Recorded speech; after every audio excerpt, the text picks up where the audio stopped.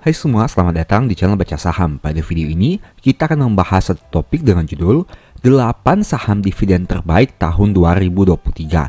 Yieldnya 20 hingga 41%. Punya laba dan ROE yang sangat besar. Tapi seperti biasa, semua pembahasan ini bukan rekomendasi dan hanya informasi. Ingat, kerugian kamu tanggung sendiri ya. Berikut ini beberapa kriteria pemilihan sahamnya. Yang pertama, dividen yield tahun 2023 di atas 20%. Kedua, laba miliaran hingga triliunan rupiah. Dan yang ketiga, ROE di atas 8%. Di akhir video nanti ada kesimpulannya, jadi nonton hingga selesai. Saham pertama PTBA dengan kepemilikan di masyarakat sekitar 30-an%. Untuk kinerja di tahun 2023 diproyeksikan mengalami penurunan dibanding tahun 2022 dan lebih rendah dibandingkan tahun 2021. Net profitnya sekitar 3,7 triliun rupiah, dividen yield sekitar 41%, per 6 kali dengan PBV 1,5 kali. Rasio NPN dan ROE-nya sangat baik dengan angka di atas 10%. Selain itu, DER-nya juga masih di bawah 100%, yang artinya hutang lebih rendah dari modalnya. Untuk historical dividen, saham ini konsisten membagi dividen 1 kali dalam 1 tahun. Sayangnya untuk kinerja harga saham selama 5 tahun masih turun 33%. Saham kedua adalah ITMG dengan jumlah saham di masyarakat sekitar 30-an% dan kinerja di tahun 2023 mengalami penurunan tapi masih lebih baik dibanding tahun 2021. Net profitnya sekitar 6,3 triliun rupiah dengan dividen yield di atas dari 10%. Memang di sini terlihat 9,8%, tapi sebenarnya jika teman-teman menjumlahkan dividen per share tahun 2023 akan diperoleh yield di atas 10%. Untuk PER-nya 3,6 dengan PBV 1,1 kali. Rasio profitabilitas sangat baik dengan NPM dan ROE di atas 20%. Selain itu DER-nya sangat rendah dengan angka 27% saja. Untuk aspek dividen, saham ini konsisten membagi dividen 2 kali dalam 1 tahun. Sayangnya, harga saham masih turun 0,5% dalam 5 tahun terakhir.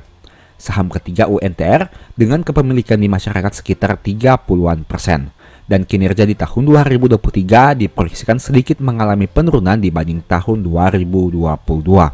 Net profitnya 15,3 triliun dengan dividen yield di atas 10% apabila teman-teman menjumlahkan 2 dividen per share di tahun 2023 ini kemudian dibagi dengan harga sahamnya. Per 4,3 dengan PBV 1,1 kali. Rasio profitabilitas juga menarik dengan angka NPM dan ROE di atas 15%. Tapi sayangnya DER saham ini sudah tinggi dengan angka 99% yang artinya hutang hampir sama banyak dengan modalnya. Untuk aspek dividen, saham ini konsisten membagi dividen 2 kali dalam 1 tahun. Sayangnya harga saham masih turun 27% dalam 5 tahun terakhir. Saham keempat MBAP dengan kepemilikan saham di masyarakat 9,7% saja. Kinerja di tahun 2023 mengalami penurunan, tapi masih lebih baik dibanding tahun 2020. Net profitnya 380 miliar dengan dividen yield sekitar 5,7%. Tapi apabila menjumlahkan 2 dividen per share di tahun 2023 akan diperoleh yield di atas 10%. PER-nya 10,3 dengan PBV 1,7 kali. Rasio profitabilitasnya baik dengan NPM dan ROE di atas 10%. Selain itu rasio DER-nya sangat rendah dengan angka 19% saja. Untuk aspek dividen, saham ini konsisten membagi dividen 2 kali dalam 1 tahun, khususnya untuk tahun 2023 dan 2022. Untuk harga sahamnya dalam 5 tahun masih naik 42%, tapi dalam 1 tahun terakhir sudah turun 43%. Saham kelima ADRO dengan kepemilikan di masyarakat sekitar 30-an%. Sayangnya kinerja di tahun 2023 mengalami penurunan, tapi masih lebih baik dibanding tahun 2021 dengan net profit 18,8 triliun rupiah. Dividen yield-nya memang 8%, tapi apabila menjumlahkan 2 dividen per share di tahun 2023 akan diperoleh yield di atas 10%. Profitabilitasnya menarik dengan NPM dan ROE di atas 20% dan DER-nya masih rendah dengan angka 44% saja. Saham ini konsisten membagi dividen 2 kali dalam 1 tahun. Selama 5 tahun harganya masih naik 42%, tapi masih turun 36% dalam 1 tahun terakhir. Saham keenam PBSA yang mana kepemilikan di masyarakat sekitar 7,5%. Kinerja di tahun 2023 mengalami penurunan meskipun masih lebih baik dibanding tahun 2021. dengan net profit 68 miliar rupiah. Dividen yieldnya sekitar 13% per 9,9 dengan PBV 1,5 kali. Rasio profitabilitasnya menarik juga dengan angka NPM dan ROE di atas 10%. Dan DER-nya masih rendah dengan angka 23% saja. Saham ini konsisten membagi dividen setiap tahun, bahkan di tahun 2023 membagi 2 kali dividen. Sayangnya harga saham masih turun 5,7% dalam 5 tahun dan turun 0,6% selama tahun 2024. Saham ketujuh TOTL dengan kepemilikan sekitar 31% di masyarakat. Nah, menariknya kinerja di tahun 2023 mengalami peningkatan bahkan menjadi yang terbaik dalam 4 tahun terakhir. Net profitnya 109 miliar dengan dividen yield 25%. Per 9,2 dengan PBV 1,3 kali. Sayangnya rasio profitabilitas tidak terlalu menarik karena NPM-nya hanya 5,2% saja. Apalagi DER-nya sudah 201%, artinya hutang 2 kali lipat dari modalnya. Untuk aspek dividen, saham ini konsisten membagi dividen dalam 5 tahun terakhir. Sayangnya untuk kinerja harga saham masih turun 33% dalam 5 tahun, tapi masih naik 29% dalam 1 tahun terakhir. Dan saham ke-8 PTRO dengan kepemilikan di masyarakat sekitar 9,6%.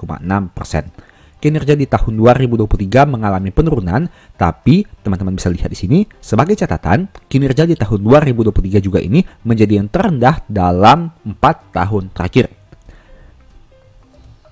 Net profitnya sekitar 162 miliar rupiah. Dividen yield 24% dengan per 14 kali dan PBV 1,3 kali. Rasio profitabilitas sayangnya cukup rendah dengan angka NPM yang hanya 3% saja, apalagi DER-nya sudah tinggi di mana hutang lebih besar dari modalnya.